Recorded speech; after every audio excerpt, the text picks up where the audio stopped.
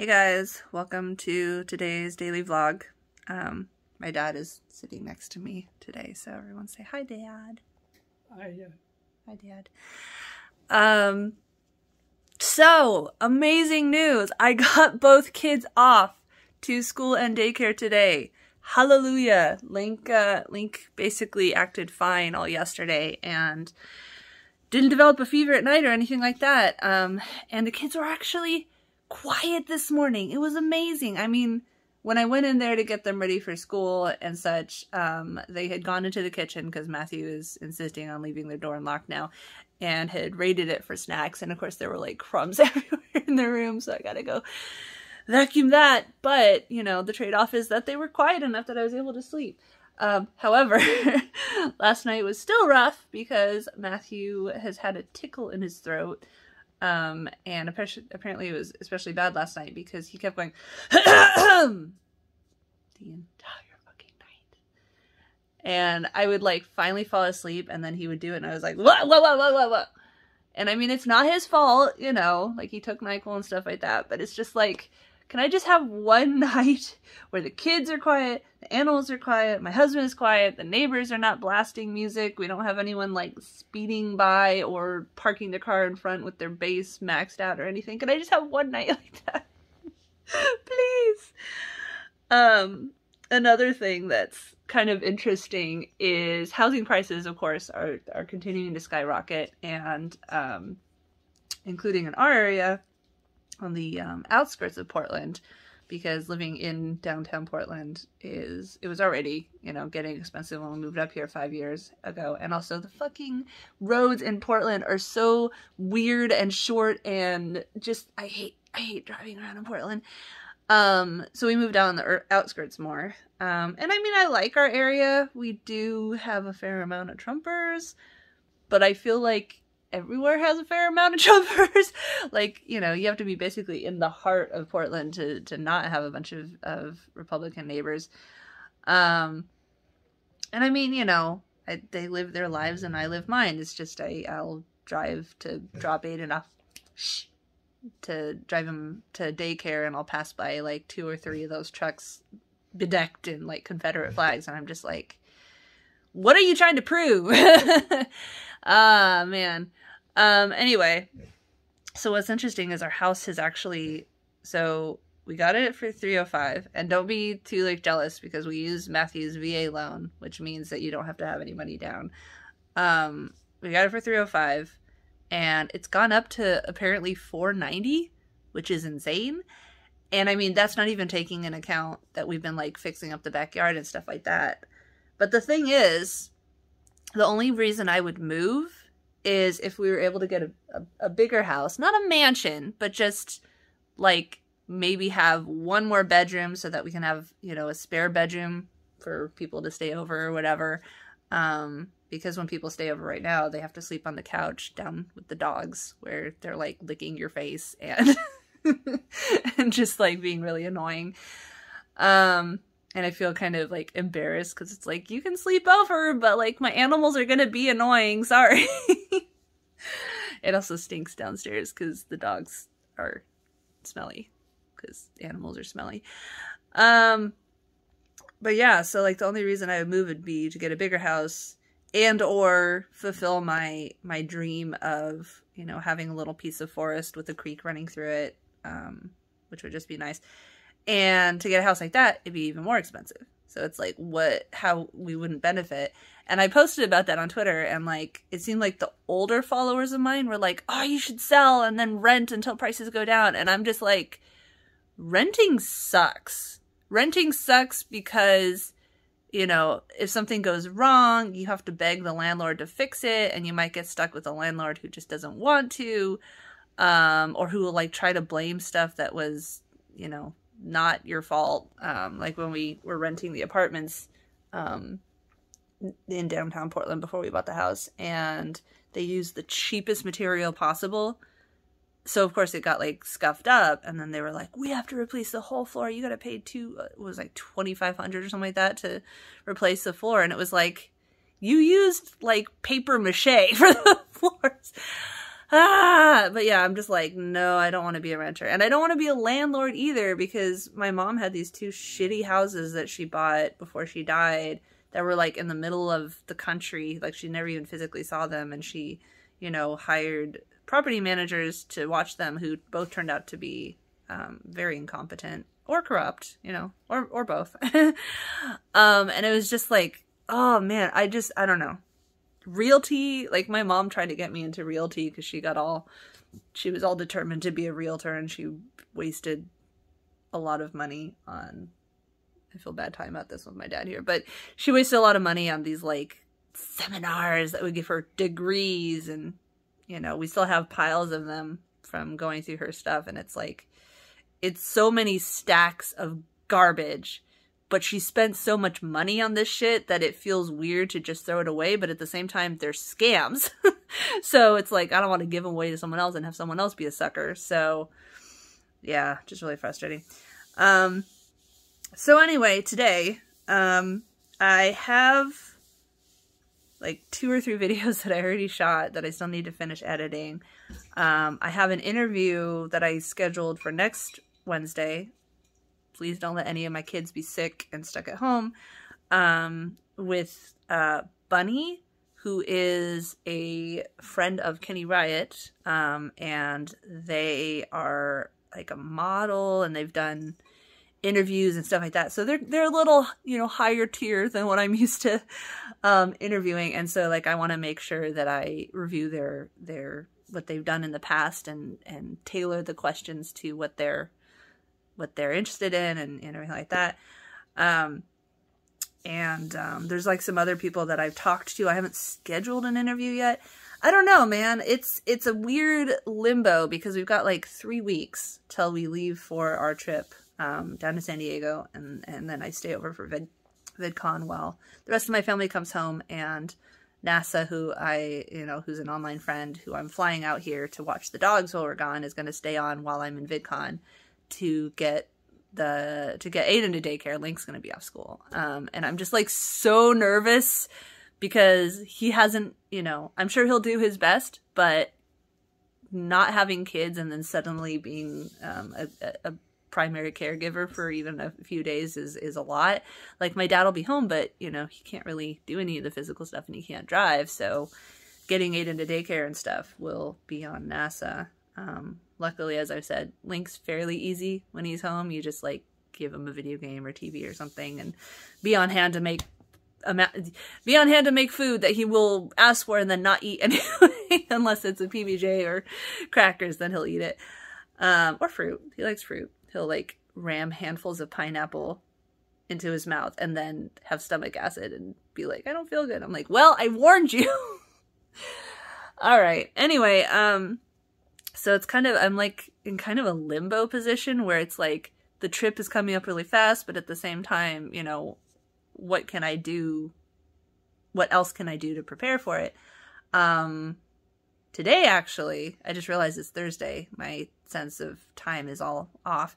I'm going to reconfirm with my friend with the heat vinyl press or whatever if we're still going to hang out today. Because we arranged it on Monday, and his schedule is fixed, but sometimes he has other stuff to do, and I just want to make sure that that's on hand. But if that's on hand, I'm going to go over there when he gets home from work at like 3. And, you know, Matthew will come home to watch the kids. So I can go over there. I should have switched car. Oh wait, no, I couldn't, because then I had to take Aiden to daycare. I was just, thinking about car seats. We should probably just get extra car seats. Both our cars have them, so we don't like have to think about that. Anyway, I'm going to go over there, and we're going to make some shirts, and I've got like 3 designs that that I finished, that I'm going to see how they turn out. And I also want to go, actually what I should do today is I should go thrifting and see if I can find some shirts that I want to print on. And I was thinking about it, and they don't have to be white, because if we use a dark enough vinyl, you know, it'll just cover up whatever it is. So I was thinking that maybe I could find some cute pink shirts or whatever. Now, obviously, if I start mass producing them, you're going to want to go simple. Otherwise, it's going to cost more. And like, I looked on the Target website, and there were some pretty cute shirts, but they were like $15 to $30. And I'm just like, oh, why are even plain white shirts so expensive? But, you know, I don't want to do a mass order before VidCon because I'm sure there will be booths at VidCon for that kind of thing, since, you know, so many creators have their own merchandise, and, you know, maybe I can find a good deal. I'm also going to look at crowdfunder type people. I remember there was a stand when I did go to VidCon last time, like 5 years ago. I think it was for Kickstarter, and I still don't really have a clear idea of what kind of content I wanted to make and stuff like that back then. But I remember asking them about, like, oh, do you think I could fund coming out here? My nose looks crooked, but it's just the way the light is. I mean, my nose is a little bit crooked, but it's not that crooked. Anyway, and they, you know, I was like, oh, do you think I could crowdfund to pay for a trip or whatever? And they're like, yeah, totally. So the reason that I want to do research on that is that, you know, that outcast creator collective idea that I am sort of working on, where it's basically a video host and social media platform for outcast creators like me, topless equality activists and nudists and, you know, queer people and people of color and, like, plus size, you know, fat people. Again, different people prefer different words. Fat acceptance people and, you know, plus size models and stuff like that, who have dealt with censorship on, you know, YouTube, Facebook, or whatever, to come and post their content and not be, like, afraid of getting banned at the drop of a hat. But that stuff costs money, you know, for the hosting and stuff. And so I'm like, how do I set up a GoFundMe or something like that? Because all of the GoFundMe and Kickstarter or whatever, they're like, no adult content. And even though the purpose of this host would not, you couldn't post your actual porn. I mean, we're still figuring it out. I think if we do make it a Mastodon or a Friendica server, you can self-censor your posts. So you can put, like, a spoiler tag and, like, put a, you know, brief description, word-only description above the spoiler tag. So if people do that, then they could link to sexually explicit stuff and just be like, you know, clearly warned that it's sexually explicit stuff. That's the social media page, instance, whatever. On the actual video host, sorry, no porn. You'll have to post to, like, an actual porn site. But actual just pure nudity, which is not porn, that's the whole fucking point, and, you know, female nipples, which are not nudity, but are counted as nudity on every mainstream site, will be allowed to be hosted. And, you know, finally I have a place to put my videos where I don't have to just constantly operate under the threat of, you know, getting banned for adult content for sitting there without a shirt. But yeah, that stuff costs money, and all these crowdfunding sites are anti-sex worker, and as previously lamented many times, for some reason female nipples are counted as nudity, and all nudity is counted as sexual explicit. So, like, right here on YouTube and stuff. Except that you can find channels on YouTube with fully naked, uncensored people that don't get banned, but I put a already censored topless video, and I do get banned. Like, fuck you, YouTube. Anyway. Sorry, Dad. So, yeah, I don't know. I don't know what I'm going to do about that. But, you know, one issue with going around the floor on VidCon is that there's pretty much a panel I'm interested in all hours of the day. Unfortunately, as I, you know, was complaining in my last vlog, VidCon for some reason crammed basically all of the, like, diversity-focused panels. Like, the block that has, like, a women creators, a queer creators, and a people of color creators. 3 different panels all at the same time. And it's like, what were you thinking, VidCon? But yeah, I already complained about it in the last vlog. But yeah, I don't know. I have to prioritize things. So like 2 days ago, I was binge watching philosophy tube videos. And again, I talked about that in last vlog. And then last night, I was binge watching Cat Black videos. And Cat Black isn't listed as one of the people in the meet and greet, but she is in some of the panels, and she's listed as a featured creator, so I assume she'll be around there. And it's such a weird thing. Like, so you watch someone's content, and if you really like their content, like I do, you want to meet the person. You want to, like, talk to them and stuff. And it's not that I don't give a shit about fame. Like, if someone's super famous, but I hate their content, then I have no desire to talk to them. But the way the algorithm is and everything on YouTube is it makes it hard to find content for people that aren't already famous. And like, I'll search, you know, on Twitter and YouTube or whatever, I'll search VidCon to try to find people that are not famous, that are going to be at VidCon. And I'm just like, I'm coming up empty. I go onto the VidCon Discord and I'm asking like, are there any other, you know, whatever type creators that would like to meet up or whatever. And I get no response. I did post in the general VidCon, I was just like, why did you put all these panels at the same time? And, you know, one of them is women creators. Some fucking trolls like, what about male creators? It was like, oh my God, just go die in fire. Anyway, so yeah. So what I was actually going to talk about, which you know, these videos are always like 15 to half an hour long, but whatever. Don't have any real life friends, so this is my my only outlet to people outside of my immediate family. Is I want to go back to my topless reading of creepypastas idea. Originally it was to read myths. Like I have this old book that I bought from a, where is it? That I bought from a little hole-in-the-wall bookstore in Hillcrest in San Diego, which is like the gay area. And it had a cover, and the kids destroyed the cover. It's from like the 50s. Let's get out. I got it for $10. It's called The Age. It's called The Age of Fable, and it was published. Hold on. Let's get to the page. Where is it? There we go. 1958. And it's got like a bunch of like Greek myths and Roman myths and I think Mesopotamian and stuff like that. And the language is a little, you know, highfalutin, but it's got, you know, like the classic tales that, you know, like Apollo chasing Phoebe or not Phoebe. So Phoebe? Daphne, there we go. Daphne, who turned into a tree so that he wouldn't rape her, basically. Or, you know, King Midas, all those classical tales. And I was thinking like, oh, I could be topless and read those stories because the whole thing is to find just normal things to do that are not sexual and do them topless to normalize the side of non-sexual topless. And the subject that frequently comes up, and we were talking again in the Topless Topics Discord, which you too can join at toplesstopics.org/chat. How do you normalize like female nipples and female actual nudity, even just showing normal activities when, because our culture sexualizes everything women do, people are going to look at that and treat it as porn.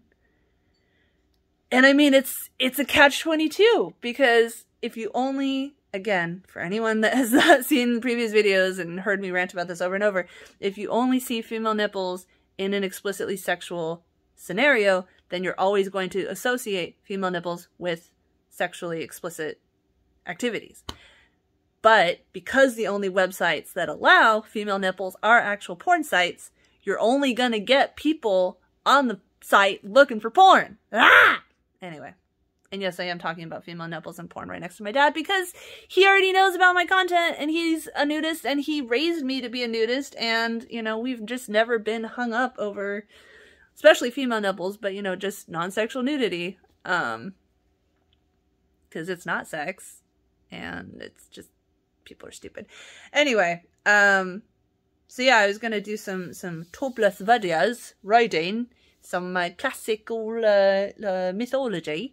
And then I was thinking, you know what would also be fun would be to read some creepypastas, topless. And, you know, I did manage to get my uploads working on Trom again. And you may be like, well, why do you want to start this other, this, you know, outcast collective, creator collective, video host if you're able to use Trom? And the thing is that Trom is mostly for like documentaries and stuff.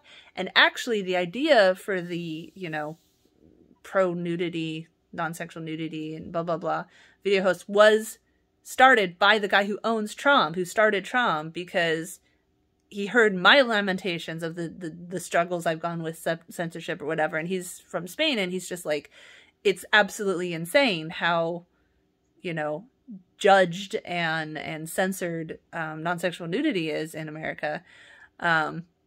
So he was thinking that we should start our own or whatever. But again, it costs money. So that's the thing. It costs money to make the host that doesn't ban nudity and crowdfunding websites to make the money ban adult content. So it all comes back to the patriarchy. It all comes back to anti-sex work ideology. You know, Stripe, of course, went through that whole fucking bullshit where they said that I can't use them to get paid for ads on my audio only podcast because somewhere completely unrelated, I have female nipples.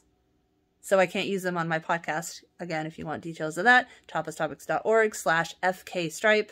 I didn't put fuck in the title because I didn't want it to, like, make it more likely that people's algorithms would block it. But, and I can't link to any of this stuff in the description of my YouTube videos because YouTube will hit me with a strike for linking to porn, as they've done multiple fucking times, from just, like, linking to my own website. Like, literally the link that's just says FK Stripe that has, you know, screenshots of the emails that they sent me and stuff like that, because my website is flagged by YouTube as a porn site.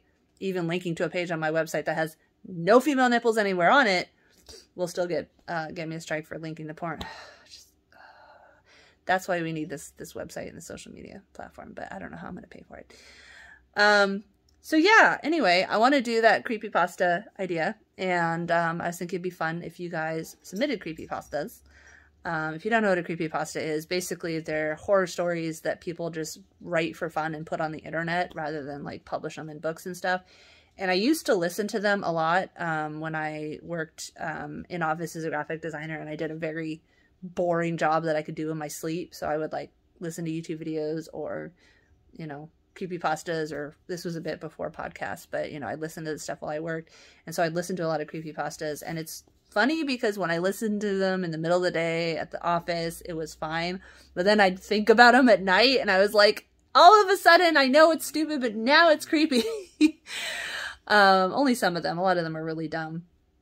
But yeah, so if you have creepypastas, or just, you know, non-copyright stories, or like stuff you yourself have written, so you can give me written permission to read them without getting in trouble, let me know. You know, you can link into them in the comments, or you can email toplesstopicstv@gmail.com, or, you know, send a message to me on Twitter @toplesstopics. Is that a street sweeper? I don't know, some noisy thing outside.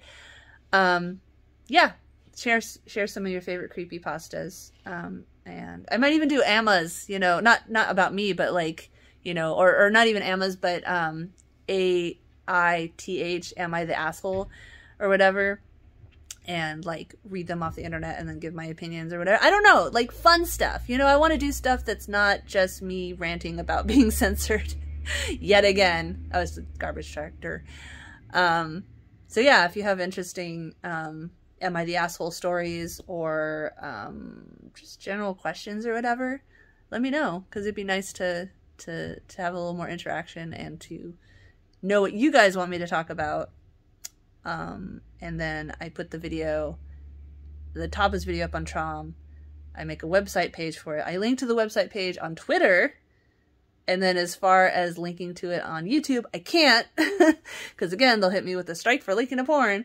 So yeah, basically consider this video and, you know, me telling you to go follow me on Twitter. Hopefully, because there is porn on Twitter, YouTube doesn't still say that I'm linking to a porn site, because it's Twitter.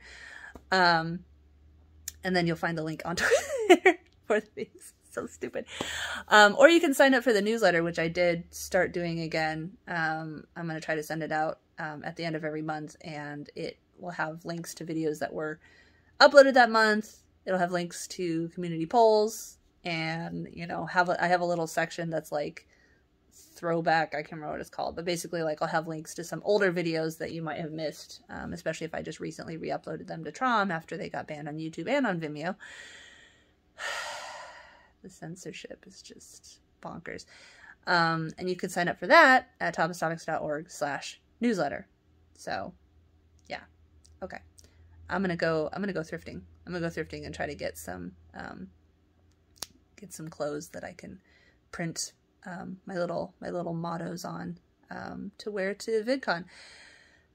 I wish that I had a friend to follow me around with a camera at VidCon and film people's reactions to me wearing these shirts. But I don't. I have no friends to go to VidCon with me. So, and you know, it's, I even after all these years, I just feel way too self-conscious to just like walk around with a selfie, you know, selfie stick filming myself. It just feels so weird. Even at a convention for content creators, it still feels weird. Maybe I will. Maybe I'll suck it up and I'll do it. I mean, with this phone, it's a lot easier to record than, you know, old phones. And I already bought some external batteries, like, you know, that you just plug a USB in, so that I can put it in my bag and recharge it so I don't have to worry about my phone dying. The big thing about that will just be being able to upload.